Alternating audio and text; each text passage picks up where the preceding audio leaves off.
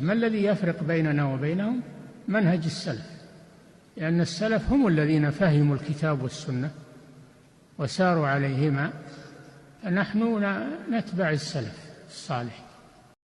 بسم الله والحمد لله والصلاة والسلام على رسول الله وعلى آله وصحبه ومن تبعهم بإحسان إلى يوم الدين، أما بعد.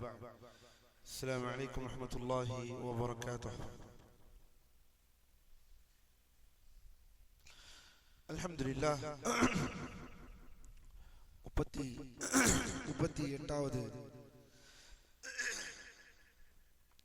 38வது அமர்வு துருசுல் முஹிம்மா நிஅமத்தில் உம்மah.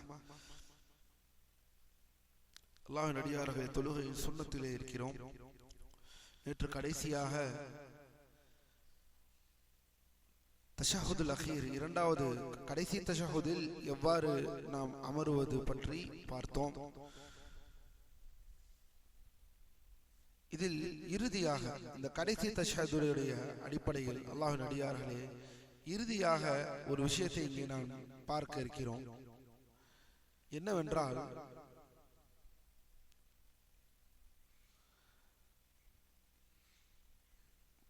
மதுஹபின் கூற்றுகளை மட்டும் தெரிந்து கொள்வோம். என்னவென்றால், ஹனஃபி மதுஹபில் நீங்கள் பார்க்கலாம், ஹனஃபி மதுஹபை சார்ந்து இருக்கக்கூடியவர்கள் எல்லா நேரங்களிலுமே, அது முதல் தஷஹுதாக இருக்கட்டும், இரண்டாவது தஷஹுதாக இருக்கட்டும், அவர்கள் எப்போதுமே முதல் தஷஹுதில் அமர்வது போலேதான் கடைசியிலும் அமர்ந்திருப்பார்கள். எப்படி? تعال اجلس جلسة الافتراش.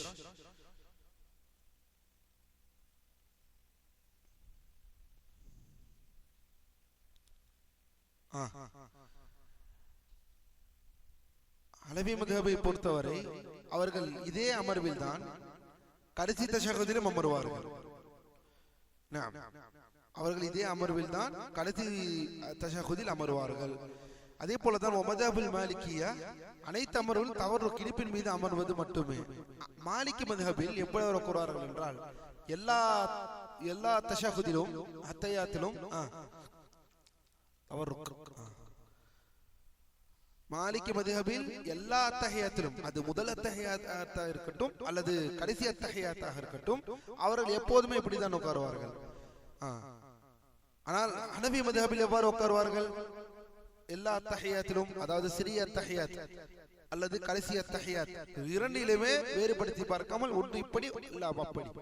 ஆனால் இது சரியான கூட்டு என்னவென்றால், அல்லாஹ்வின் அடியார்களே, அல்லாஹ்வின் தூதர் ஸல்லல்லாஹு அலைஹி வஸல்லம் என்ன செய்திருக்கிறார்கள்? இரு தஷஹுதிற்குமே, இரண்டு அத்தஹியாத்திற்குமே வெவ்வேறு விதமான அமர்வுகளை உட்கார்ந்திருக்கிறார்கள் என்று தெளிவாக ஆதாரமாக நாம் பார்த்திருக்கிறோம். சிறிய தஷஹுதில் அவர்கள் இவ்வாறு அமர்ந்திருக்கிறார்கள், இஃப்திராஷ். கடைசி தஷஹுதில் அவர்கள் தவறுக்கில் அமர்ந்திருக்கிறார்கள். இதை நாம் மறந்துவிட வேண்டாம். இதுதான் சுன்னா. என்னதான் மதுஹபுகளில் இவ்வாறு சொல்லப்பட்டிருந்தாலும், இவ்வளோ சில நேரங்களில் மதுஹபின் கூற்றுகளை நாம் சத்தியத்திற்கு ஒப்பாக இருக்கும் பொழுது அதை சரி என்று எடுத்துக்கொள்கிறோம். ஆனால் சத்தியத்திற்கு, ஹதீஸிற்கு, குர்ஆன் சுன்னாவிற்கு மாறாக வரும் பொழுது, குர்ஆன் சுன்னாவிற்கு எது சரியான கூற்றோ அதை தான் நாம் எடுத்துக்கொள்ள வேண்டும் என்பதை நாம் தெளிவாக புரிந்து கொள்ள வேண்டும். அல்ஹம்துலில்லாஹ். ஜஸாக்கல்லாஹு கைர். சரி, அடுத்ததாக முக்கியமான விஷயத்திற்கு செல்வோமா? என்ன விஷயம்? காலம் காலமாக நாம் சண்டையிட்டுக் கொள்ளக்கூடிய விஷயம். காலம் காலமாக நாம் இதை வைத்தே பிரச்சனை, இதை வைத்தே ஃபித்னா, இதை வைத்தே சத்தியம் அசத்தியம் என்று பிரிதல். அத்தஹியாத்தில் விரலை என்ன செய்வது?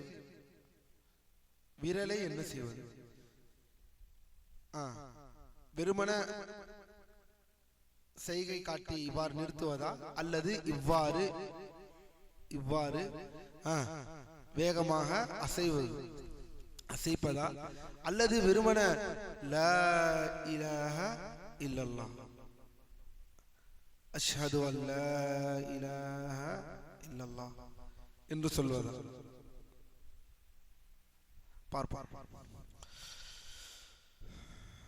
அல்லாஹ்வின் அடியார்களே, இப்னு பாஸ் ரஹிமஹுல்லாஹ் அவர்கள் குறிப்பிடுகிறார்கள், முதல் மற்றும் இறுதி அத்தஹியாத்தில், அதாவது முதல் மற்றும் இறுதி அத்தஹியாத்தில், அதாவது இரண்டு அத்தஹியாத்திலுமே அமர்ந்தது முதல் அத்தஹியாத் முடியும் வரை ஆள்காட்டி விரலால் செய்கை செய்தல், ஆள்காட்டி விரலால் செய்கை செய்தல், மேலும் துஆ செய்யும் பொழுது அதை அசைத்தல். ஆள்காட்டி விரலால் செய்கை செய்தல், துஆ செய்யும் போது அதனை அசைத்தல் என்று இப்னு பாஸ் ரஹிமஹுல்லாஹ் நூலாசிரியர் குறிப்பிடுகிறார்கள். அல்லாஹ்வின் அடியார்களே, நமக்கெல்லாம் தெரியும், இந்த அசைத்தலை பற்றி நாம் இப்போது பார்க்க இருக்கிறோம். அதாவது தொழுகையில் விரலை ஆட்டுவது, அத்தஹியாத்தில் விரலை ஆட்டுவது, குறைந்தபட்சம் இதன் அடிப்படையாவது என்னவென்று தெரிந்து கொள்ள நம் மீது கடமையாக இருக்கிறது. மிகவும் எளிதாக புரிந்து கொள்ளலாம். எங்கிருந்து வந்தது இந்த, அதாவது இந்த வேறுபாடு, உலமாக்களுக்கு மத்தியில் ஏற்பட்ட இந்த வேறுபாடு எங்கிருந்து வந்தது? இந்த விரலை ஆட்டுவது அல்லது விரலை ஆட்டாமல் இருப்பதா? எனவே நாம் இப்போது தொழுகையின் பாடத்தில் இருக்கிறோம். தொழுகையின் பாடத்தில் இருக்கும் பொழுது அதன் சம்பந்தமான ஒரு மிக முக்கியமான ஒரு மசாலா, ஒரு மிக முக்கியமான ஒரு தலைப்பு என்னவென்றால், விரலை ஆட்டலாமா ஆட்டக்கூடாது. இன்று வரை தொழுகை என்று வந்து விட்டாலே கேட்கப்பட வேண்டிய முதல் கேள்வி என்ன? மக்கள் கேட்கக்கூடிய முதல் கேள்வி விரலை ஆட்டும். அதை வேற எவ்வாறு கேட்பது? மிகவும் பயந்து, யாருக்கும் தெரியாமல். முக்கியமான கேள்வி ஒன்று இருக்கு.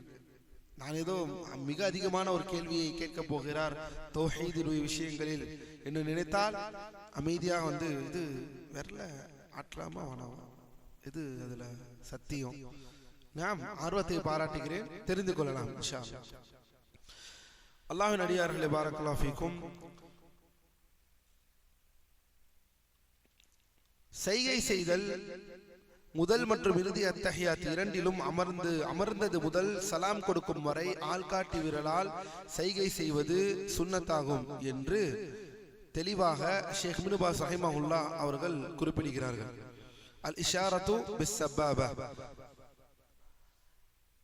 கான இதா ரசூலுல்லாஹி ஸல்லல்லாஹு அலைஹி வஸல்லம் அவர்கள், அல்லாஹ்வின் தூதர் ஸல்லல்லாஹு அலைஹி வஸல்லம் அவர்கள் துஆ செய்வதற்காக அமர்ந்தால் தனது வலது கையை வலது தொடையின் மீதும் இடது கையை இடது தொடையின் மீதும் வைப்பார்கள். இவ்வாறு தஷஹுதில் அமரும் பொழுது வலது கையை தொடையின் மீதும் இடது கையை தொடையின் மீதும் வைப்பார்கள். மேலும் தனது ஆள்காட்டி விரலால் செய்கை செய்து தனது பெருவிரலை நடுவிரலுடன் சேர்த்து வைப்பார்கள். இது ஒரு வட்ட வடிவத்தை உருவாக்கும். முதலில் இவ்வாறு ஆட்டுவதற்கு, இதை செய்யலாமா கூடாதா என்ற இந்த விஷயத்தை படிப்பதற்கு முன்னால் முதலில் விரலை நீட்டுவது என்பது வந்திருக்கிறதா? ஆம், விரலை நீட்டுவது என்பது ஹதீஸில் தெளிவாக வந்திருக்கிறது. எவ்வாறு நீட்டலாம்? இரு வகையாக நீட்டலாம் என்று உலமாக்கள் சொல்கிறார்கள். ஒன்று வட்ட வடிவத்தை ஏற்படுத்தி நீட்டுவது. இவ்வாறு, அதாவது நடுவிரலை இவ்வாறு கொண்டு வருவதோடு இந்த நடுவிரலுடைய இதையும், இது என்ன விரல்? கட்ட விரலையும் இவ்வாறு வைத்து ஒரு வட்ட வடிவத்தை உருவாக்குவது. இந்த வட்ட வடிவத்தை உருவாக்குவதோடு கை விரலை இவ்வாறு நீட்டுவது. தொழுகை எடுத்துக்காட்டாக செய்தோம் என்றால் இவ்வாறு, இதுதான். இந்த அளவு அல்லாஹ்வின் தூதர் ஸல்லல்லாஹு அலைஹி வஸல்லம் அவர்கள் இவ்வாறு வைத்து தொழுவதை நாங்கள் கண்டோம். வட்ட வடிவம் ஏற்பட வேண்டும் தொழுகையில் அமர்ந்து ஓதும்போது. இரண்டாவது ஒரு வடிவம் இருக்கிறது, இந்த விரலை வைப்பது. இது என்ன? இதை உலமாக்கள், உங்களுக்கு தெரியுமா என்று தெரியவில்லை, அரபுகள் எண்ணிக்கையை என்பதில் கைகளை வைத்த எண்ணிக்கை என்பார்கள். அரபுகள் அந்த காலத்தில் எண்ணிக்கையை கைகளிலே எண்ணுவார்கள். 1, 2, 3, 4, 5, 6, 7, 8, 9, 10 என்று 10 முடித்து 20, 30, 40, 50, 60, 70, 80, 90 என்று அவர்கள் எண்ணிக்கையில் கைகளை கொண்டு எண்ணிக்கை செய்வார்கள். பேசுவதற்கு பதிலாக செய்கை காட்டுவதில் எண்ணிக்கை கணக்கை கைகளே காட்டி விடுவார்கள். வியாபாரத்தில் அவர்களுடைய வியாபாரங்களில், அவர்களுடைய மற்ற விஷயங்களில் இவ்வாறு காமிப்பார்கள். இவ்வாறு 50, 100, 26, 83 என்பார். இது பெரிய கலை. இதையெல்லாம் இப்போது நாம் தெரிந்து கொள்ளவில்லை. ஆனால் இதற்கும் இப்போது நாம் பேசிக் கொண்டிருப்பதற்கும் என்ன சம்பந்தம்? ஹதீஸில் வருகிறது, அல்லாஹ்வின் தூதர் ஸல்லல்லாஹு அலைஹி வஸல்லம் அவர்கள் தொழுகையில் தஷஹுதில் அமரும் பொழுது தங்களுடைய கைகளை, விரலை செய்கை செய்வார்கள். அதாவது விரலை நீட்டுவார்கள். அப்படி நீட்டும் பொழுது 53 எண்ணிக்கை வைத்துக் கொள்வார்கள். 53. யாருக்காவது தெரியுமா 53 எவ்வாறு வைக்க வேண்டும் என்று? அதுதான் இரண்டாவது வடிவம், விரலை வைக்குவதற்கான இரண்டாவது வடிவம். 53 என்றால் கவனியுங்கள், 3. இது 1, 2, 3 அல்லவா? இந்த 3ஐ இவ்வாறு மடக்கி இந்த விரலை இவ்வாறு மூடுவது, இது ஒரு வடிவம். நாம் முதலில் ஒரு வடிவம் பார்த்தோம். இது ஒரு வடிவம். 53 ஒரு வடிவம். இது ஒரு வடிவம். இரண்டு வடிவத்தில் அல்லாஹ்வின் தூதர் ஸல்லல்லாஹு அலைஹி வஸல்லம் அவர்கள் என்ன செய்திருக்கிறார்கள்? விரலை நீட்டி இருக்கிறார்கள். தொழுகையில் இவ்வாறு வைத்துதான் நீட்டி இருக்கிறார்கள். ஒன்று இவ்வாறு அல்லது இவ்வாறு.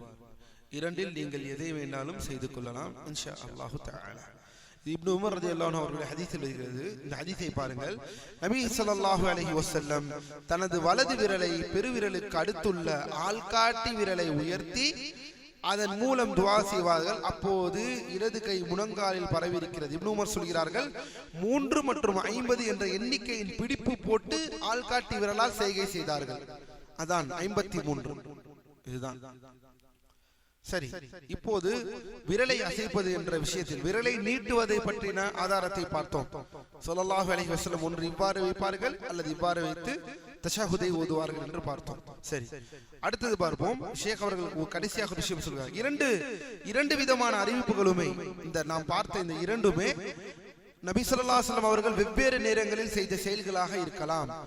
நடுவிரல் அருகே பெருவிரலை இரண்டு விஷயத்தையுமே நாம் செய்து கொள்ளலாம் என்று ஷேக் அவர்கள் சொல்லி முடிக்கிறார்கள். இதில் சில பேர் என்ன செய்தார்கள்? நாம் ஏற்கனவே பார்த்தோம். லா இலாஹா இல்லல்லாஹ் என்று சொல்லும் பொழுது அந்த லா இலாஹா இல்லல்லாஹ் சொல்லும் போது மட்டும் நீட்டி இல்லல்லாஹ் என்று சொல்லும் பொழுது கீழே இறக்கி விடுவார்கள். இதுதான் கடைசியானது. நீட்டுவது என்பது வந்துவிட்டால் அல்லாஹ்வின் தூதர் ஸல்லல்லாஹு அலைஹி வஸல்லம் இந்த இடத்தில் மட்டும் தான் நீட்டினார்கள், இந்த இடத்தில் மட்டும் கீழே போட்டார்கள் என்பதற்கு ஆதாரம் இல்லை என்பதை நாம் புரிந்து கொள்ள வேண்டும். இது சிறிய விஷயம். கடைசியாக விரல் ஆட்டுவதை பற்றி பேசுவோம். விரலை அசைப்பதை பற்றி நமக்கெல்லாம் தெரியும். அல்லாஹ்வின் அடியார்களே, விரலை அசைப்பவர்கள் இருக்கிறார்கள். விரலை அசைக்காமல் இவ்வாறு நேராக வைப்பவர்களும் இருக்கிறார்கள். முதலில் இப்னு பாஸ் ரஹிமஹுல்லாஹ் அவர்களுடைய நிலைப்பாடு என்ன? இங்கே அசைப்பது. நூலாசிரியர் எல்லாரிடம் இருக்கிறதா? அந்த நூல் கொடுக்கப்பட்டு விட்டதா? விரலை இந்த அசைவது என்றால் என்ன? இப்னு பாஸ் ரஹிமஹுல்லாஹ் நூலாசிரியருடைய நிலைப்பாடு என்னவென்றால் விரலை அசைப்பது, அசைக்க வேண்டும். தொழுகையில் அத்தஹியாத் இவ்வாறு அசைக்க வேண்டும் என்று சொல்கிறார்கள். ஆனால் இந்த நூலுடைய விளக்கத்தை எழுதின ஷேக் அரஃபாத் என்ன சொல்கிறார்கள் என்பதை பார்ப்போம். அல்லாஹ்வின் அடியார்களே, அத்தஹியாத்தில் ஆள்காட்டி விரலை அசைப்பது சுன்னத்.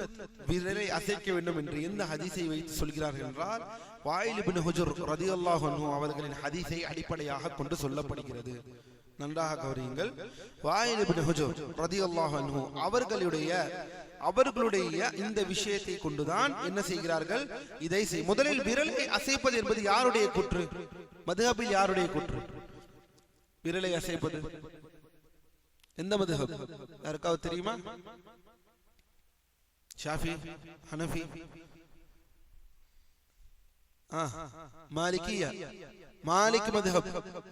மாலிகியா இமாம் மாலிக் ரஹிமஹுல்லாஹ் அவர்களும் அவர்களை பின்பற்றினவர்களும் இந்த ஃபிக்ஹ் விஷயங்களில் அவர்களுடைய கூற்றுதான் விரலை அசைப்பதுடைய கூற்று, மாலிகி மதுஹப்.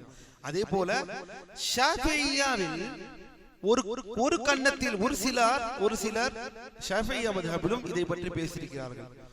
மாலிகியா மத்ஹபுடைய தனிப்பட்ட கூற்றாக இருந்தாலும் ஷாஃபிஈ மத்ஹபிலும் ஒரு சிலர் இதை பற்றி பேசியிருக்கிறார்கள். சரி, ஆதாரத்திற்கு வருவோம். இந்த ஆதாரம் யாரெல்லாம் விரலை அசைக்க கூடாது, விரலை நீட்டி வைத்திருக்க வேண்டும் என்று சொல்பவர்களுடைய பிரதான வாதம் என்னவென்றால், இந்த வாயில் இப்னு ஹுஜர் ரலியல்லாஹு அன்ஹு அவர்களுடைய இந்த ஹதீஸை, அதாவது யதுஉ பிஹா என்று சொல்லப்படக்கூடிய இந்த ஹதீஸை இமாம் அஹ்மதும் அபூ தாவூத் நஸாயி அதே போல இப்னு ஹிப்பான் இப்படிப்பட்ட நூல்களில் பதிவு செய்யப்பட்ட இந்த ஹதீஸை தஈஃபான ஹதீஸ், பலவீனமான ஹதீஸ் என்று பட்டியலிடுகிறார்கள்.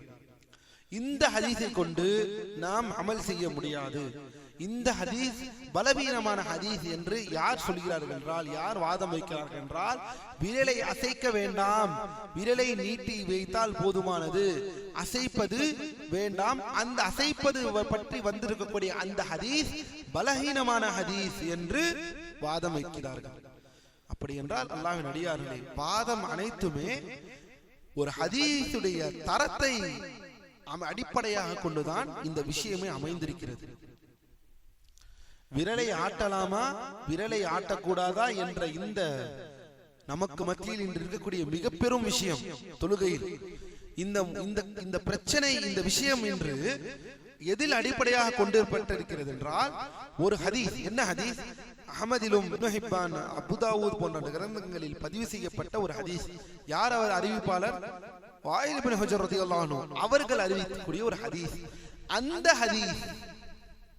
அந்த ஹதீஸ் சஹீஹா அல்லது தஈஃபா என்ற இந்த கேள்விக்கு அடிப்படையில் உருவானதுதான் இந்த விஷயம். அந்த ஹதீஸை சஹீஹ் என்று காண்பவர்கள், ஏற்றுக்கொள்ளப்பட்டது என்று காண்பவர்கள், அல்ல ஹசன் என்று காண்கிறார்கள், சஹீஹ் என்று காணவில்லை. அதை ஏற்றுக்கொள்ளப்பட்ட ஹதீஸ் என்று காண்பவர்கள் விரலை அசைக்கிறார்கள். இல்லை, அது தஈஃப் என்று சொல்பவர்கள் விரலை அசைக்காமல் என்ன செய்கிறார்கள்? நீட்டி மட்டும் வைக்கிறார்கள். சரி, இந்த வாயில் இப்னு ஹுஜர் ரலியல்லாஹு அன்ஹு அவர்கள் மூலமாக வரக்கூடிய இந்த ஹதீஸ் விரலை அசைப்பது என்பது, அறிவிப்பாளர் ஒருவர் இருக்கிறார். கவனியுங்கள், அறிவிப்பாளர் ஒருவர் இருக்கிறார். ஜாயிதத்து இப்னு குதாமா.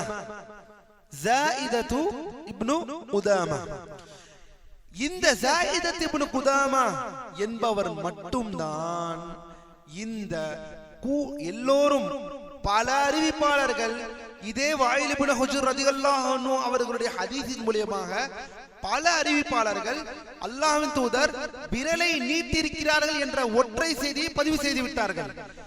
ஆனால் இந்த ஜாயிதத் இப்னு குதாமா என்று சொல்லப்படக்கூடிய இந்த அறிவிப்பாளர் மட்டும்தான் கூடுதலாக ஒரு விஷயத்தை வந்து சொல்கிறார்கள்.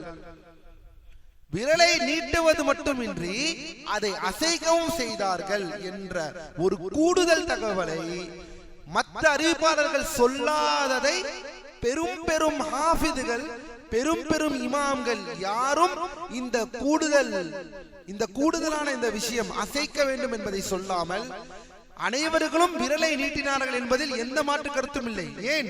இந்த ஜாயிதத் இப்னு குதாமா என்ற அறிவிப்பாளரும் அதே தான் சொல்கிறார்கள். ஆனால் அவர் கூடுதலாக ஒரு விஷயத்தை கொண்டு வருகிறார்.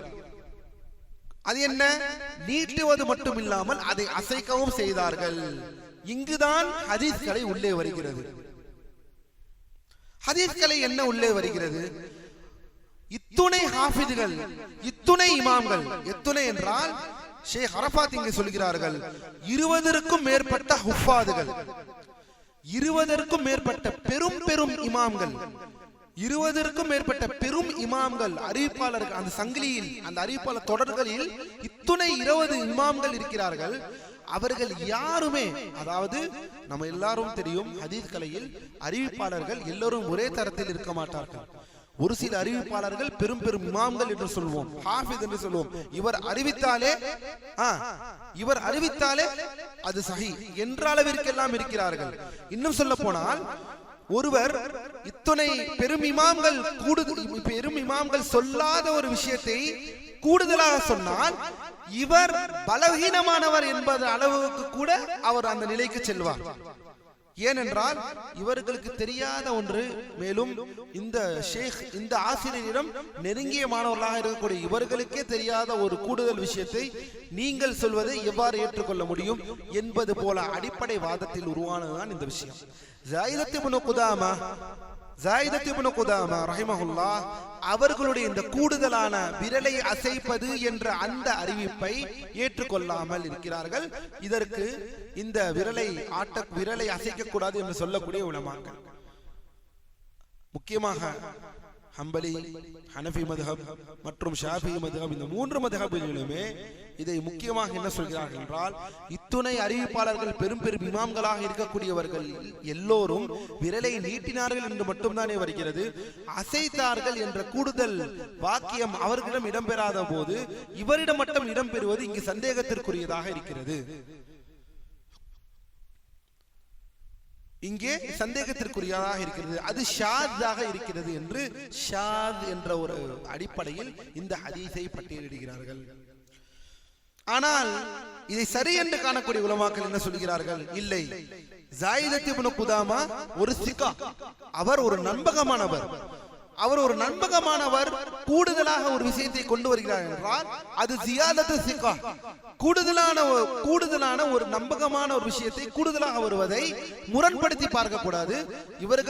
இவர்களுக்கு தெரிந்தவரை சொல்லியிருக்கிறார்கள் இத்தனை பேரும். ஆனால் இவர் கூடுதலான ஒரு விஷயத்தை சொன்னால் இதை மறுப்பதற்கு என்ன இருக்கிறது? எல்லோரும் விரலை நீட்டுவது பொறுத்தவரை ஒற்றை கருத்தில் இருக்கும் பொழுது அசைப்பது என்பது ஒரு கூடுதல் கருத்து. அந்த கூடுதல் கருத்தை சொல்வது ஒரு தைஃபான அறிவிப்பாளர் அல்ல, ஒரு பலவீனமான அறிவிப்பாளர் அல்ல, அவர் ஒரு நம்பகமான அறிவிப்பாளர். அப்படி இருக்கும் பொழுது அவருடைய கூடுதல் கருத்தை ஏற்றுக்கொள்வதில் எந்த தவறும் இல்லையே. அவர் தைஃபானவரா? அவர் பலவீனமானவரா? பலவீனமானவர் அல்ல. ஜாயிதத் இப்னு குதாமா சிகா, அவர் ஒரு நம்பகமானவர். ஆனாலும் உலமாக்கள் என்ன சொல்கிறார்கள்? ஜாயிதத் இப்னு குதாமா சிக்காதான். ஆனால் அவர் யார் சொல்லாததை கூடுதலாக சொல்கிறார் என்பதில் கொஞ்சம் நாம் கவனம் செலுத்த வேண்டும். ஏனெனில் அவர் சிக்காதான், ஆனால் அவரை விட பெரும் பெரும் ஹாஃபிதுகள், பெரும் பெரும் இமாம்கள், அதுவும் ஒன்றல்ல இரண்டல்ல 20 பேர் இந்த கூடுதலான விஷயத்தை ஜாயிதத் இப்னு குதாமா சிக்கா, அது என்ன மாற்று கருத்தும் இல்லை. ஆனால் அந்த கூடுதலான அசைப்பது என்ற கருத்தை இந்த 20 இமாம்களும் பதிவு செய்யவில்லையே.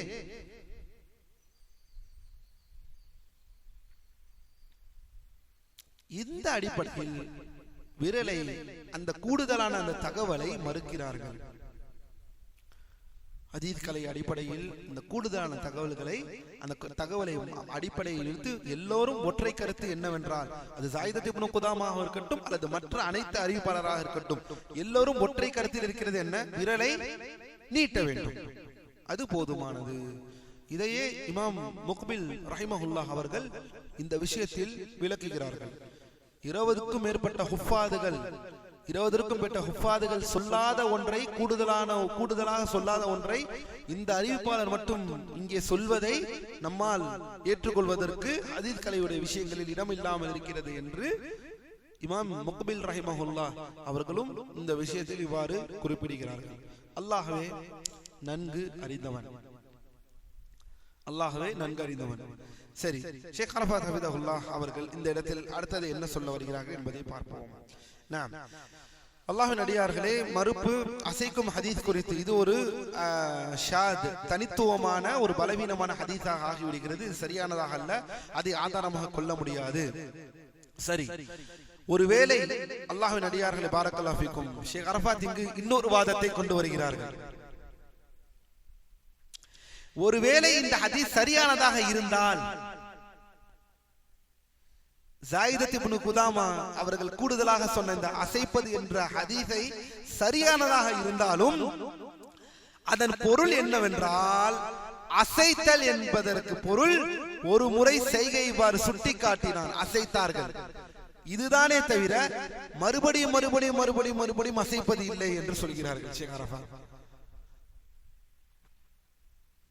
ஒருவேளை இந்த ஹதீஸை சஹீஹ் என்று எடுத்துக்கொண்டாலும், இந்த ஹதீஸை ஏற்றுக்கொள்ளப்படக்கூடிய ஹதீஸாக எடுத்துக்கொண்டாலும், இந்த இடத்தில் அசைத்தார்கள் யுஹர்ரிக் என்று வரக்கூடிய இந்த விஷயம் என்னவென்றால், என்ன சொல்கிறார்கள் ஷேக் அரஃபாத் என்றால், மீண்டும் மீண்டும் அசைப்பதல்ல, மாறாக ஒரு முறை செய்கை சுட்டி காட்டுதல் என்ற செய்தியை கூட குறிக்கலாம். ஒரு வேலையை சஹியாக இருந்தால் தஹ்ரீக் செய்தார்கள், அசைத்தார்கள் என்றால் இவ்வாறு ஒரு முறை, இவ்வாறு நாம் தஷஹுதில் அமரும் பொழுது அசைத்துதானே நாம் கையை நீட்டுவோம், விரலை நீட்டுவோம், அதை கூட குறிக்கலாம். மறுபடியும் மறுபடியும் மறுபடியும் மறுபடியும் இவ்வாறு அசைப்பது என்பது குறிக்காமலும் இருக்கலாம் என்றும் சொல்கிறார்கள். ஒருவேளை இந்த ஹதீஸை சஹியாக எடுத்துக்கொண்டாலும் ஒரு விளக்கத்தை கூட உலமாக்கள் தருகிறார்கள் என்பதை நாம் புரிந்து கொள்ள வேண்டும். இதிலிருந்து நாம் என்ன பாடம் கற்றிருக்கிறோம்? சரி, முடித்துக் கொள்வோம். இறுதி விஷயம், அல்லாஹ்வின் அடியார்களே, பாரக்கல்லாஹு ஃபீக்கும்,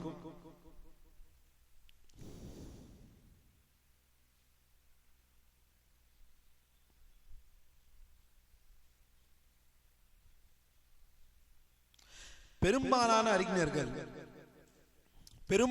அறிஞர்கள் ஆள்காட்டி விரலை அசைப்பது விரும்பத்தக்கது அல்ல என்று கருதுகின்றனர். ஷேக் அரஃபாத் அவர்கள் இங்கே பதிவு செய்கிறார்கள். அக்ஸரு அஹ்லில் இல்ம் லா யரவு இஸ்திஹ்பாப தஹ்ரீக் அல்-இஸ்பு'. பெரும்பாலான அறிஞர்கள் ஆள்காட்டி விரலை அசைப்பது விரும்பத்தக்கது அல்ல என்று கருதுகிறார்கள். இதற்கான ஆதாரம் சரி, இன்னும் முடியவில்லை. பாருங்கள், அப்துல்லாஹ் இப்னு ஸுபைர் ரலியல்லாஹு அன்ஹு அவர்கள் அறிவித்த ஹதீஸ், நபிகள் ஸல்லல்லாஹு அலைஹி வஸல்லம் அவர்கள் தஷஹுதில், அதாவது துஆ கேட்கும் பொழுது, அதாவது அத்தஹியாத்தில் இருக்கும் பொழுது தமது விரலால் செய்கை செய்தார்கள், ஆனால் அதை அசைக்கவில்லை.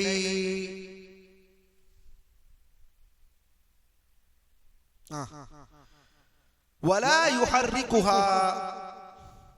كان رسول الله صلى الله عليه وسلم يشير بإصبعه إذا دعا ولا يحركها. நபி ஸல்லல்லாஹு அலைஹி வஸல்லம் அவர்கள் தஷஹுதில் அத்தஹியாத்தில் இருக்கும் பொழுது, துஆ கேட்கும் பொழுது விரலை நீட்டினார்கள், ஆனால் அந்த விரலை அவர்கள் அசைக்கவில்லை என்று அப்துல்லாஹ் இப்னு ஸுபைர் ரலியல்லாஹு அன்ஹுடைய ஹதீஸ் இந்த இடத்திலே ஷேக் அரஃபாத் பதிவு செய்கிறார்கள். மேலும் இந்த ஹதீஸ் அபூ தாவூதிலே 989வது ஹதீஸாகவும் 1870 நசாயிலே பதிவு செய்யப்பட்ட ஹதீஸாக இருக்கிறது. இமாம் நவவி ரஹிமஹுல்லாஹ் இந்த ஹதீஸை ஸஹீஹ் என்று தரப்படுத்தியிருக்கிறார்கள். அதே போல இப்னு முலக்கம். இந்த ஹதீஸ் நமக்கு எதை காட்டுகிறது? இந்த ஹதீஸை ஸஹீஹ் என்று ஷேக் அரஃபாத் முன்மொழிகிறார்கள். நவவி ரஹிமஹுல்லாஹ் இந்த ஹதீஸை ஸஹீஹ் என்று சொல்கிறார்கள். அபூ தாவூதிலும் நசாயிலும் பதிவு செய்யப்பட்ட ஹதீஸ் அல்லாஹ்வின் தூதர் விரலை அசைக்கவில்லை என்று வருகிறது.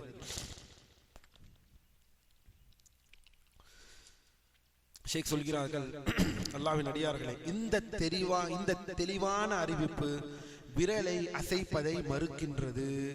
மாறாக அசைக்காமல் செய்கை செய்வதே சரியான முறை என்பதும் இந்த தெளிவான ஹதீஸ் நமக்கு என்ன செய்கிறது? விளக்குகிறது.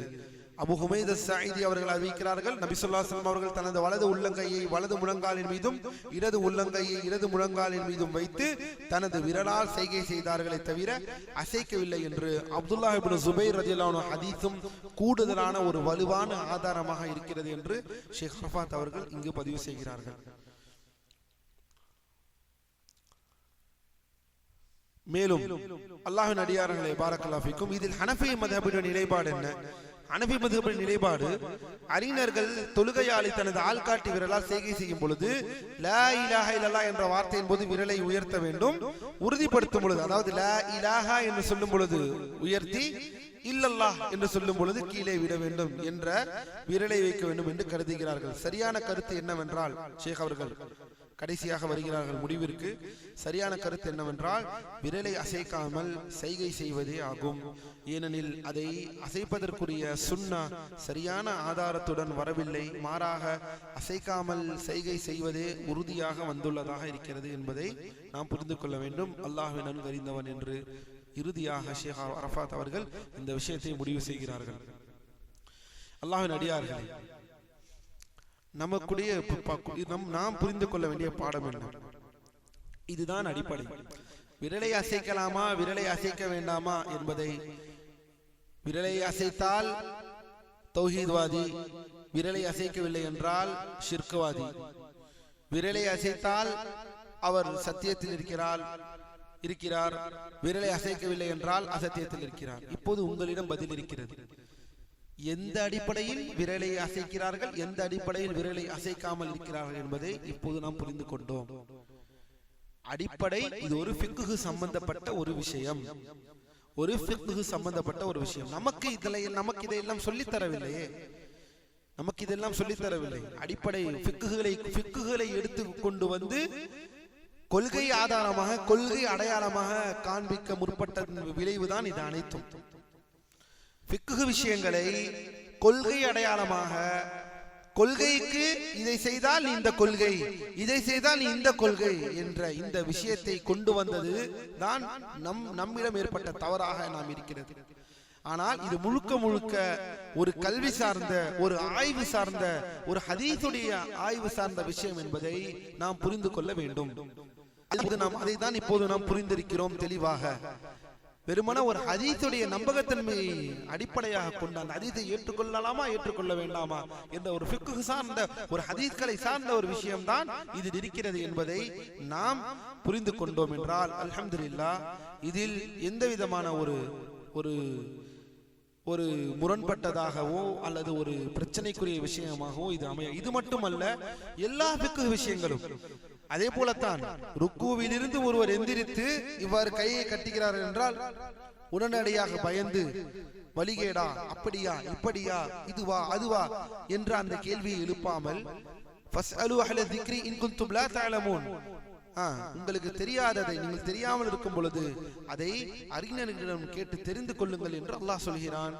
அதே போல எந்த விஷயமா இருக்கட்டும், மார்க்க சம்பந்தமான இருக்கத்தை உடனடியாக அதை படித்தவர்களிடம், கற்றறிந்தவர்களிடம் திரும்புங்கள் என்பதை நாம் இங்கு தெளிவாக நாம் சொல்லிக் கொள்கிறோம். அல்ஹம்துலில்லாஹ். அடுத்த சுன்னத்திற்கு செல்வோம். இந்த சுன்னத்தை இதோடு நாம் நிறைவு செய்கிறோம் இன்ஃபதுலில்லாஹ். அடுத்த சுன்னத் அத்துஆ ஃபி தஷஹுதில் அഖീர். நாம் அல்லாஹ்வின் அடியார்களே, நமக்கு எல்லாம் தெரியும், கடைசி அத்தஹியாத்தில் துஆ செய்வது. ஆம், கடைசி அத்தஹியாத்தில் நாம் துஆ செய்யலாமா என்றால் நிச்சயமாக நாம் துஆ செய்யலாம். கடைசி அத்தஹியாத்தில் துஆ செய்வது முஸ்தஹப்பாக இருக்கிறது என்பது அறிஞர்களின் ஏகோபித்த கருத்தாக இருக்கிறது, ஏகோபித்த கருத்தாகவும் இருக்கிறது. அதே போல இது கடைசி அத்தஹியாத்தில். ஆனால் முதல் சிறிய அத்தஹியாத்தில் துஆ செய்ய வேண்டாம் என்று இஜ்மாவும் வந்தால் அதையும் நாம் ஏற்றுக்கொள்ளலாம். எந்த அளவுக்கு சொல்கிறார் ஷேக் அரஃபாத், கடைசி அத்தஹியாத்தில் தான் நாம் துஆ செய்யலாமே தவிர முதல் அத்தஹியாத்தில் துஆ செய்ய வேண்டாம். முதல் அத்தஹியாத்தில் அதை ஓதிவிட்டு அத்தஹியாத்து வஸ்ஸலவாத்து வத்தய்யிபாத்து லில்லாஹி அஸ்ஸலாமு அலைக அய்யுன் நபி வரஹ்மத்துல்லாஹி வபரகாத்துஹு அஸ்ஸலாமு அலைனா வ அலா இபாதில்லாஹி அஸ்ஸாலிஹீன் அஷ்ஹது அல்லா இலாஹா இல்லல்லாஹ் வ அஷ்ஹது அன்ன முஹம்மதன் அப்துஹு வ ரசூலுஹு எந்திரித்து விட வேண்டும். சொல்லிவிட்டு எந்திரித்து மூன்றாவது ரக்காத்திற்கு நின்று விட வேண்டும். ஆனால் துஆ எந்த இடத்திலே வரும் என்றால் அல்லாஹ்வின் அடியார்களே, கடைசி ரக்காத்தில் தான் வரும். துஆ என்பது கடைசி அத்தஹியாத்தில் தான் வரும். சரி, அடுத்ததாக 14வது சுன்னத்திற்கு செல்வோம். நமக்கெல்லாம் தெரிந்த ஒரு விஷயம், எந்தெந்த தொழுகைக்கெல்லாம் சத்தமிட்டு ஓதுவோம், எந்தெந்த தொழுகைக்கெல்லாம் சப்தம் இல்லாமல் ஓதுவோம். ஏறத்தாழ முடிவுக்கு வந்து விட்டோம்.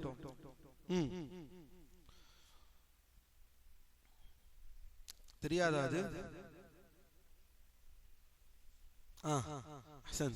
ஃபஜ்ர், மக்ரிப், இஷா. யாருக்காவது இதற்கு பின்னால் உள்ள நுட்பத்தை யாருக்காவது தெரியுமா? ஹிக்மத். எதனால் நாம் இந்த தொழுகையை, ஒரு சில தொழுகையை அமைதியாக ஓதுகிறோம், தொழுகிறோம், ஒரு சில தொழுகைகளை சப்தமிட்டு ஓதுகிறோம்? இதற்கு பின்னால் உள்ள ஹிக்மத், இதற்கு பின்னால் உள்ள அந்த நுட்பம், மார்க்க நுட்பம், இதற்கு பின்னால் உள்ள அந்த மார்க்க அறிவு, மார்க்க ஞானம் என்னவென்று யாருக்காவது தெரியுமா? உலமாக்கள் பட்டியலிடுகிறார்கள். உலமாக்கள் இந்த விஷயத்திலே சொல்கிறார்கள். என்னவென்பதை பார்ப்போம். அல்லாஹ்வின் அடியார்களே, பாரக்கல்லாஹு ஃபீக்கும், நமக்கு எல்லாம் தெரியும், ஃபஜ்ர் தொழுகை, ஜும்ஆ தொழுகை, 2 பெருநாள் தொழுகைகள், மழைக்கு வேண்டிய தொழுகைகள் மற்றும் மக்ரிப் இஷா தொழுகைகளின் முதல் 2 ரக்காத்துகள், இதை சப்தமிட்டு ஓத வேண்டும். இதெல்லாம் அதில் உங்களிடம் கொடுக்கப்பட்டிருக்கிறது. ஃபஜ்ருடைய தொழுகை, மக்ரிபுடைய, இஷாவுடைய முதல் 2 ரக்காத்துகள், இது அல்லாமல் ஜும்ஆவுடைய தொழுகை, மழைக்கு வேண்டிய தொழுகைகள், இப்படிப்பட்ட தொழுகைகளை எல்லாம் சப்தமிட்டு ஓதுதல். சரி, பொதுவான சட்டம், தொழுகை இரவில் இருந்தால் குர்ஆனை சப்தமிட்டு ஓதுவதாக முஸ்தஹப்பாக இருக்கிறது. அதுவே துஹர் மற்றும் அஸ்ர் போன்ற பகல் நேர தொழுகையாக இருந்தால் சப்தமில்லாமல் ஓதுவது விரும்பத்தக்கதாக இருக்கிறது என்று ஷேக் அரஃபாத் இங்கே குறிப்பிடுகிறார்கள். ஏன் கவனியுங்கள், நவவி ரஹிமஹுல்லாஹ் அவர்கள் ஒரு விஷயத்தை பதிவு செய்கிறார்கள். என்னவென்றால், அல்லாஹ்வின் அடியார்களே பாரக்கல்லாஹு ஃபீக்கும், சப்தமில்லாமல் ஓதுவது என்னவென்றால், நபி ஸல்லல்லாஹு அலைஹி வஸல்லம் அவர்கள் அதாவது காரணம் சொல்கிறார்கள், ஷைத்தான்களை அகற்றுவதற்காக சப்தமிட்டு ஓதுதல். மக்ரிப் மற்றும் இஷா தொழுகைகளின் நேரம் ஷைத்தான்கள் பரவி ஆதிக்கம் செலுத்தும் நேரமாக இருக்கிறது. மக்ரிப் மற்றும் இஷாவுடைய தொழுகைகளின் நேரம் ஷைத்தான்கள் பரவி ஆதிக்கம் செலுத்தும் நேரமாக இருக்கிறது. ஃபஜ்ருடைய நேரம் ஷைத்தான் தூங்குபவர்கள் மீது ஆதிக்கம் செலுத்தக்கூடிய நேரமாக இருக்கிறது. மக்ரிப் இஷா நமக்கெல்லாம் தெரியும், ஒரு தெளிவான ஒரு ஹதீஸ். மக்ரிபுடைய அந்த உரும நேரம் என்று சொல்லுவோம். அந்த உரும நேரத்தில் குழந்தைகளை வெளியே கொண்டு வராதீர்கள் என்று அல்லாஹ்வின் தூதர் ஸல்லல்லாஹு அலைஹி வஸல்லம் அவர்கள் நமக்கு கட்டளையிட்டுள்ளார்கள். அதே போல ஜன்னல்களை சாத்தும்படியும் அல்லாஹ்வின் தூதர் நமக்கு சொல்லி இருக்கிறார்கள். இப்படிப்பட்ட விஷயம் இருக்கிறது. ஏனெனில் மக்ரிப் அந்த இரவுடைய நேரங்களில் ஷைத்தான்கள் இருள் சூழ்ந்திருக்கக்கூடிய நேரம், மக்ரிபுடைய நேரம், இஷாவுடைய நேரங்களில் ஷைத்தான்களுடைய நேரம் அதிகமாக இருப்பதினால் சப்தமிட்டு ஓதி ஷைத்தான்களை விரட்டக்கூடிய ஒரு விஷயமாக இருக்கிறது என்று உலமாக்கள் சொல்கிறார்கள். அதே போலத்தான் ஃபஜ்ரையும் சேர்க்கிறார்கள். ஃபஜ்ர் எப்போது? ஃபஜ்ர் காலை தானே என்று சொல்லலாம். ஃபஜ்ர் காலை தான். ஆனால் யாருக்கு ஷைத்தான் ஃபஜ்ருக்கு இருக்கிறான் என்றால், தூங்குபவர்களை ஷைத்தான் ஆள் கொண்டிருக்கிறான். தூங்கக்கூடியவர்களை கட்டி போடுவது யார்? ஃபஜ்ருடைய தொழுகையை தொழாமல் அவர்களை கட்டி போட்டு இருப்பது ஷைத்தான். முடிச்சுகளை அவிக்காமல் இருப்பான் ஷைத்தான். இன்னும் நேரம் இருக்கிறது, தூங்கு. இன்னும் நேரம் இருக்கிறது, தூங்கு. உறங்கு, நன்றாக உறங்கு. உனக்கு இன்னும் நேரம் இருக்கிறது, இப்போதுதான், இன்னும் கொஞ்ச நேரம் தூங்கலாம் என்று அவனுடைய நோக்கம் நம்மை சூரியன் உதிக்கும் வரை நம்மை தூக்கத்திலேயே ஆழ்குடுத்திக் கொள்ள வேண்டும் என்ற அந்த எண்ணத்திலேயே உயிருடன் இருப்பான். அவனை விரட்டுவதற்கும் சப்தமிட்டு ஓதுவது என்று உலமாக்கள் இந்த விஷயங்களில் இது ஒரு நுட்பமான ஒரு காரியமாக சொல்கிறார்கள். அல்லாஹ்வின் அடியார்களே பாரக்கல்லாஹு ஃபீக்கும், ஹதீஸ்களில் ஆதாரங்களாக வந்திருக்கிறது. அல்லாஹ்வின் தூதர் ஸல்லல்லாஹு அலைஹி வஸல்லம் அவர்கள் இந்த தொழுகைகளை சப்தமிட்டு ஓதிருக்கிறார்கள், இந்த தொழுகைகளை சப்தமில்லாமல் ஓதிருக்கிறார்கள் என்பதை நாம் புரிந்து கொள்ள வேண்டும். அடுத்ததாக பாரக்கல்லாஹு ஃபீக்கும், பின்வரும் பகல் நேர தொழுகையில் சப்தமிட்டு ஓதுவது. ஒரு சில பகல் நேர தொழுகையை சப்தமிட்டு ஓதுவோம். அதாவது ஜுமாவுடைய தொழுகை, 2 பெருநாட்கள் ஈதுடைய தொழுகைகள், அதே போல மழைக்கு வேண்டிய தொழுகைகள், இது அனைத்துமே நாம் சப்தமிட்டு ஓத வேண்டிய தொழுகைகள். அதே போலத்தான் கிரகண தொழுகை. கிரகண தொழுகையை பொறுத்த மட்டில் சந்திர தொழுகை, அதாவது சந்திர கிரகணம், அதை குசூஃப் என்று சொல்லுவோம். குசூஃப் என்று சொல்லுவோம் சந்திர தொழுகையை. இதில் சப்தமிட்டு ஓதுவது விரும்பத்தக்கது என்பதில் அறிஞர்கள் ஏகோபித்த கருத்தில் இருக்கிறார்கள். அதாவது சந்திர கிரகணம் வந்தால் சப்தமிட்டு ஓத வேண்டும் என்பதில் உலமாக்கள் ஒற்றை கருத்தில் இருக்கிறார்கள். அதுவே சூரியன் கிரகணம் என்னது குசூஃப், இந்த தொழுகை வந்தால், அதாவது சூரிய கிரகணம் வந்தால் சப்தமிட்டு ஓதுவதே சரியான கருத்தாகும். இது ஹம்பலி மற்றும் லாஹிரியா மதுஹபுகளின் கருத்தாக இருக்கிறது. என்ன, மற்ற மதுஹபுகளில் சூரிய கிரகணம் வந்தால் சப்தமிட்டு ஓதக்கூடாது, சப்தம் இல்லாமல் ஓத வேண்டும் என்று மதுஹபில் இந்த கூற்று இருக்கிறது. ஆனால் இதில் சரியான கருத்து என்னவென்றால், இரு கிரகண தொழுகைகளிலுமே சப்தமிட்டு ஓதுவதுதான் சரியான கருத்து என்பதை ஷேக் அரஃபாத் அவர்கள் பதிவு செய்கிறார்கள். அல்ஹம்துலில்லாஹ். அல்லாஹ்வின் அடியார்களே பாரக்கல்லாஹு ஃபீக்கும், அடுத்த நம் இறுதி கட்டத்தை அடைந்து விட்டோம் இந்த சுன்னத்துல் விஷயங்களில். அடுத்தது என்ன? குர்ஆனிலிருந்து ஃபாத்திஹாவை விட கூடுதலாக ஓதக்கூடிய அந்த சூறாக்கள். நாம் குறிப்பிட்ட இந்த சுன்னத்துகளுக்கு புறமான சுன்னத்துகளை, அதற்கும் அதிகமான சுன்னத்துகளை பேணுவது. தய்யிப். قراءة ما زاد على الفاتحة من القرآن مع مراعاة بقية ما ورد في السنة من الصلاة سوى ما ذكرنا. ஷேக் என்ன சொல்கிறார்கள்? அல்லாஹ்வின் அடியார்களே, பாரக்கல்லாஹு ஃபீக்கும், தொழுகையில் அதாவது ஃபாத்திஹாவை விட கூடுதலான சூறாக்களை ஓதுவது அலல் ஃபாத்திஹதி பித்திஃபாக் முஸ்தஹப்பாக இருக்கிறது. ஃபாத்திஹாவை தாண்டி கூடுதல் சூறாக்களை தொழுகையில் ஓதுவது முஸ்தஹப்பாக இருக்கிறது. சரி, இப்போது நான் ஒரு கேள்வி கேட்கிறேன். இதுவரை நாம் என்னென்ன படித்திருக்கிறோம்? தொழுகையின் தூண்கள் படித்திருக்கிறோம், தொழுகையின் வாஜிபாத்துகள் படித்திருக்கிறோம்.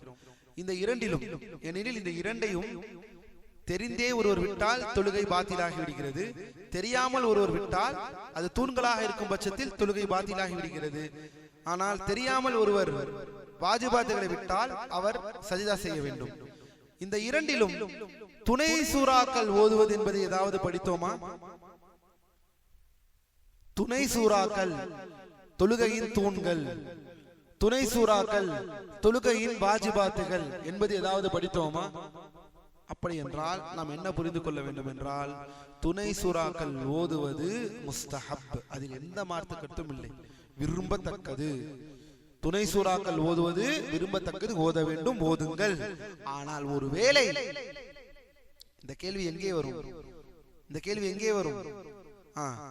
வந்து நிற்பார்கள், உஸ்தாத் நான் தொழுகைக்கு வந்தேன், இமாம் அவர்கள் என்றார்கள் சிறிய நேரம் தான், ஆனால் என்னால் துணை சூறா ஓத முடியவில்லை, ஃபாத்திஹா தான் எனக்கு கிடைத்தது, ஃபாத்திஹா சூரா தான் எனக்கு கிடைத்தது, துணை சூரா நான் ஓத காட்டியும் என்ன செய்து விட்டார்கள், இமாம் போய்விட்டார்கள். அதே போல சில பேர், உஸ்தாத் இமாம் அவர்கள் வேகமாக தொழச் செய்கிறார்கள், வேகமாக தொழுகிறார்கள், ஏன் வேகமாக தொழுகிறார்கள்? நான் சூரா ஃபாத்திஹாவை பொறுமையாக ஓதி முடித்து எனக்கு துணை சூரா ஓத முடியாமல் போய்விட்டது, இப்போது என்னுடைய தொழுகை பாத்திலாகிவிட்டதா, இது தொழுகை ஏற்றுக்கொள்ளாத தொழுகையாக ஆகிவிட்டதா என்றால் படித்தவர்களால் இப்போது பதில் சொல்ல முடியும். துணை சூரா என்பது முஸ்தஹப்பாக இருக்கிறது. துணை சூறாவை ஓதாமல், நேரம் இல்லாமல் ஒருவர் ஓதாமல் போய்விட்டார் என்றால் அதனால் தொழுகையுடைய பாதிப்பிற்கும் இதற்கும் எந்த சம்பந்தமும் இல்லை என்பதை நாம் புரிந்து கொள்ள வேண்டும். அல்லாஹ்வின் அடியார்களே, அதனால் தான் ஷேக் அவர்கள் சொல்கிறார்கள், ஃபாத்திஹாவை விட அதிகமாக ஓதுவது விரும்பத்தக்கதாக இருக்கிறது என்பதை அறிஞர்கள் ஒற்றை கருத்தில் இருக்கிறார்கள். அதே போல அல்லாஹ்வின் அடியார்களே, பாரக்கல்லாஹு ஃபீக்கும், அபூ ஹுரைரா அவர்களுடைய ஹதீஸ் ஒன்றை இங்கே பதிவு செய்கிறார்கள் ஷேக் அவர்கள். وَإِنْ لَمْ تَرِدْ عَلَى أُمِّ الْقُرْآنِ أَجْزَأَتْ وَإِنْ زِدْتَ فَهُوَ خَيْرٌ.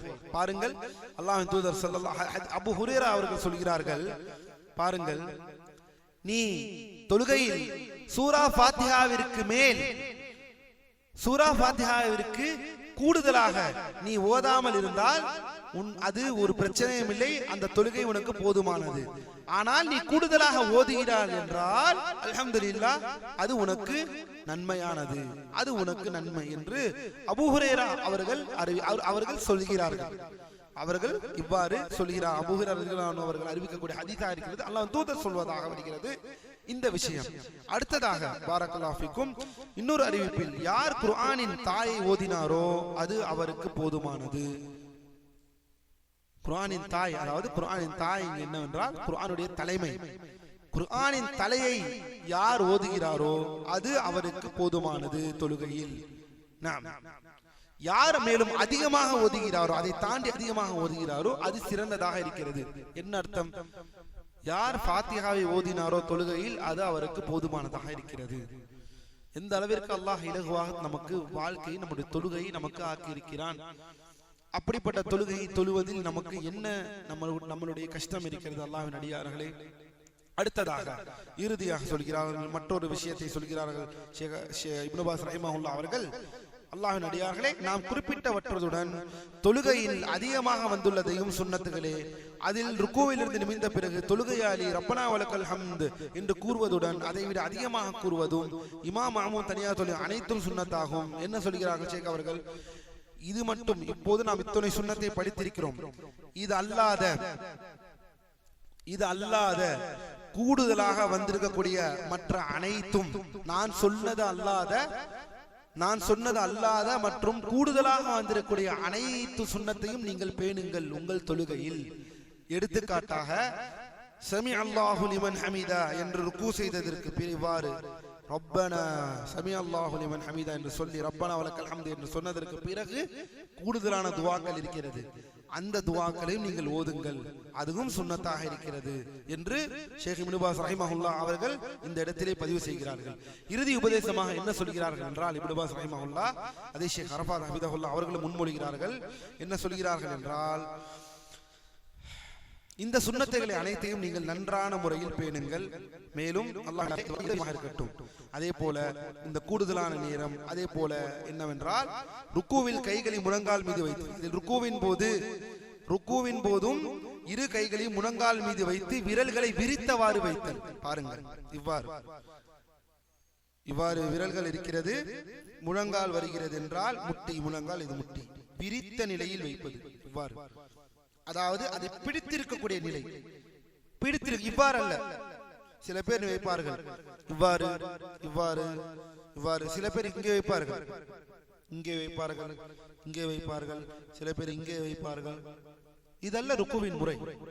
ருக்குவுடைய முறை என்னவென்றால் ஹதீஸ்களில் தெளிவாக ஆதாரமாக வருகிறது. அல்லாஹ்வின் தூதர் ஸல்லல்லாஹு அலைஹி வஸல்லம் அவர்கள் தொடையை, அந்த முட்டியை பிடிப்பார்கள், பிடித்துக் கொள்வார்கள். உலமாக்கள் சொல்கிறார்கள், பிடிப்பது என்று வந்து விட்டாலே விரலை ஒருவர் விரிக்காமல் பிடிக்க முடியாது.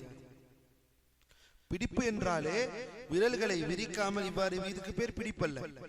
பிடித்து பாருங்கள், முட்டியை பிடிப்பது என்றால் இப்படி செய்ய முடியாது. எவ்வாறு செய்ய முடியும்? இவ்வாறு. இதுதான் ருக்குவின் நிலை. இந்த சுன்னத்தை பேணுங்கள். ஏனெனில் அல்லாஹ்வின் தூதர் ஸல்லல்லாஹு அலைஹி வஸல்லம் இவ்வாறு, அல்லாஹ்வின் தூதர் ஸல்லல்லாஹு அலைஹி வஸல்லம் என்ன சொன்னார்கள்?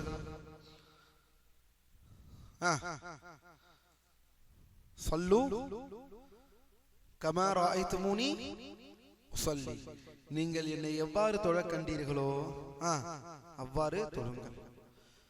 சஹாபாக்கள் கண்ணால் பார்த்து விட்டார்கள், அதை பதிவு செய்தார்கள். இப்போது நாம் பதிவு செய்ததிலிருந்து அல்லாஹ்வின் தூதர் ஸல்லல்லாஹு அலைஹி வஸல்லம் ஒரு தொழுகையை பார்த்து கொண்டிருக்கிறோம். பார்த்தது போல நாம் அமல் செய்கிறோம்.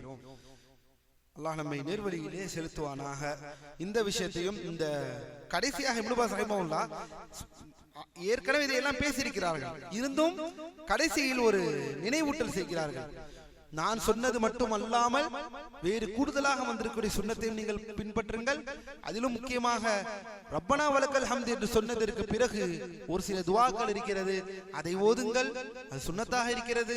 அதே போல ருக்கு செய்யும் பொழுது இரண்டு கைகளையும் முட்டியில் கரெக்டாக வைத்து விரல்களை விரித்தவாறு வையுங்கள் என்று கடைசி உபதேசங்களை செய்து கொண்டிருக்கிறார்கள் இந்த தலைப்பின் கீழ். அல்லாஹ்வின் அடியார்களே, அல்ஹம்துலில்லாஹ், இதோடு பாரக்கல்லாஹு ஃபீக்கும் தொழுகையின் சுன்னத்துகள் முடிவடைகிறது. அதாவது உங்களிடம் கொடுக்கப்பட்ட இந்த தாள் முற்றிலுமாக முடிவடைகிறது. இதற்கு பிறகு இன்ஷா அல்லாஹ் அடுத்த வாரம் என்ன? அடுத்த வாரம் நம்முடைய தலைப்பு தொழுகை சம்பந்தமான ஒரு தலைப்பு, தொழுகையை முறிக்கக்கூடிய விஷயங்கள், தொழுகையை முறிக்கக்கூடிய காரியங்கள், எதெல்லாம் நம் தொழுகையை முறிக்கும், என்னென்ன விஷயங்கள் எல்லாம் தொழுது கொண்டிருக்கும் பொழுது எந்தெந்த விஷயங்களை எல்லாம் நம்முடைய அது வந்துவிட்டால் நம் தொழுகை பாத்திலாகி விடுகிறது, அதை நாம் பார்க்க வேண்டும். அதில் ஒன்று உங்களுக்கு தெரியும், என்ன? அர்க்கானுகளை விட்டுவிட்டால், நம்முடைய தூண்களை, தொழுகையின் தூண்களை நாம் விட்டுவிட்டால், அதையெல்லாம் படித்து விட்டோம். தொழுகையின் தூண்கள் இதில் இருக்கிறது. தொழுகையின் தூண்கள் இந்த கொடுக்கப்பட்ட இந்த நூலில் இருக்கிறது, அதை படியுங்கள். தொழுகையின் தூண்களை, அதே போல தொழுகையின் வாஜிபாத்துகளை தெரிந்தே விட்டு விட்டால் தொழுகை பாத்திலாகி விடுகிறது. இன்ஷா அல்லாஹ், அல்லாஹ் நாடினால் அடுத்த வாரம் உங்களுக்கு மறுபடியும் இந்த தமிழாக்கம் கொடுக்கப்படும். பிஇذنில்லாஹ் தொழுகையின் இது 11வது வகுப்பு. ஏறத்தாழ இதோட 10 வகுப்புகளை நாம் நிறைவு செய்து விட்டோம். இந்த பாடம் முழுவதுமே 19 வகுப்பு. அதில் 10 பாடங்களை முடித்து விட்டோம். மீதம் வந்திருக்கா? வரும். அந்த இது ஒரு சில அதுதான் என்ன சொல்றாங்க, இதில் நான் சொல்லாத விஷயங்கள் இருக்கிறது, இதில் நான் சொல்லாத விஷயங்களும் இருக்கிறது. அல்ஹம்துலில்லாஹ். சுப்ஹானக்கல்லாஹும்ம பிஹம்திக் அஷ்ஹது அல்லா இலாஹ இல்லா அன்த அஸ்தக்ஃபிருக வ அத்தூபு இலைக். அல்லாஹ்வின் அடியார்களே, கல்வியை பயிலுங்கள், கல்வியை பயிலுங்கள். உங்களுடைய இளைஞர் பருவத்தை அல்லாஹ்விற்காக பயன்படுத்துங்கள், அல்லாஹ்விற்காக செலவு செய்யுங்கள். வாழ்க்கையை சரியான முறையில் வாழுங்கள். முஸ்லீம் ஒரு வாழ்க்கையை எவ்வாறு வாழ வேண்டுமோ அப்படிப்பட்ட வாழ்க்கையை உங்களுடைய வாழ்க்கையை ஆக்கிக் கொள்ளுங்கள். நேரங்களை வீணாக்காதீர்கள். வீட்டிற்கு பாரமாக இருக்காதீர்கள். தாய் தந்தையருக்கு பாரமாக இருக்காதீர்கள். குடும்பத்திற்கு மனைவிக்கு பாரமாக இருக்காதீர்கள். மனைவி கணவனுக்கு பாரமாக இருக்க வேண்டாம். ஹலாலாக சம்பாதியுங்கள், தவறில்லை. சம்பாதிப்பதின் நோக்கம் ஒரு நாள் நான் மரணிப்பேன். ஒரு நாள் கண்ணாடியில் நீங்கள் பார்க்கக்கூடிய இந்த முகம் ஒரு நாள் இந்த பூமியில் இருக்காது. ஒரு நாள் இந்த உடம்பு ஒரு நாள் மண்ணால் விழுங்கப்படும். ஒரு நாள் இந்த உடம்பு மண்ணிலே போய் படுக்கும். அந்த தயாரிப்பை தயார் செய்யுங்கள் அல்லாஹ்வின் அடியார்களே. அந்த தயாரிப்புக்கு தயார் என்றால் அதுதான் இந்த தொழுகை, அதுதான் இந்த தொழுகை. எந்த காசை கொண்டும், எந்த பணத்தை கொண்டும், எந்த சொத்துக்களை கொண்டும் இதை வாங்கிவிட முடியாது அல்லாஹ்வின் அடியார்களே. அல்லாஹ் நமக்கு இப்படி ஒரு பள்ளியை அல்லாஹ் நமக்கு அருள் புரிந்திருக்கிறான். அந்த பள்ளியில் இவ்வாறு அமர்ந்து படிப்பதற்கு அல்லாஹ் நமக்கு இந்த வாய்ப்பை எத்தனையோ பேர் எத்தனையோ செயல்களை செய்து கொண்டிருக்க, இந்த நேரத்தில் உங்களுடைய நேரங்களை சற்றுமென பார்க்காமல் இந்த இடத்திலே ஒதுக்கி அல்லாஹ்விற்காக இந்த கல்வியை படித்து அமல் செய்யும் என்ற அந்த எண்ணத்தோடு அமர்ந்திருக்கிறீர்கள் என்றால் அல்லாஹ் நம் அனைவர்களுக்கும் சொர்க்கத்தை வழங்குவானாக. ஏனெனில் அதே நோக்கத்தோடு நாம் வாழ்கிறோம். அந்த நோக்கத்தை அல்லாஹ் நமக்கு நிறைவேற்றி தருவானாக. இன்ஷா அல்லாஹ். அல்லாஹ் நாடினால் நாம் அடுத்த வகுப்பிலே சந்திப்போம். அஸ்ஸலாமு அலைக்கும் வரஹ்மத்துல்லாஹி வபரகாத்துஹு.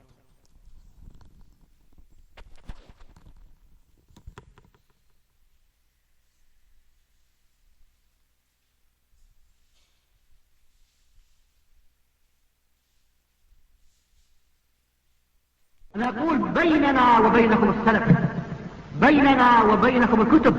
كان أحمد يقول البدع بيننا وبينكم الجنائز.